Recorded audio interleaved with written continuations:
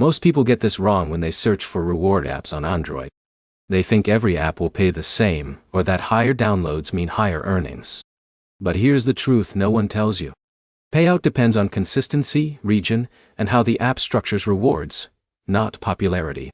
In this video, you'll see the best reward apps for Android in 2026, ranked by Payout, how each one actually works, and what you can realistically expect to earn. By the end, you'll know which apps are worth your time, and which ones are just slow earners. Let's start with number 1, Swagbucks. This is still one of the highest payout ecosystems. You earn through surveys, offers, shopping, and sometimes games. Now here's the key detail. Because it has multiple earning streams, it gives more chances to stack rewards compared to single-purpose apps. At number 2, we have Misplay. This is one of the most stable gaming reward apps on Android. You earn by playing mobile games and collecting points over time. But here's the problem. It is slow. So users like Alex who stay consistent earn more, while casual users barely notice progress. Now, number 3 is Inbox Dollars. This app pays you for watching ads, reading emails, and completing simple tasks. It is easy to use, but here's where it gets interesting.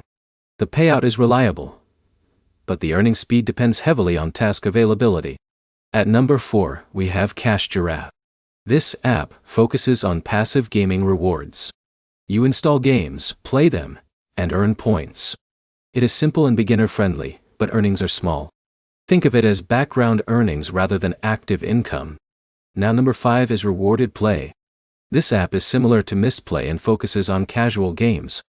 It is stable, but limited in availability and device support, depending on your region. But here's the reality most people ignore. None of these apps are high-income tools.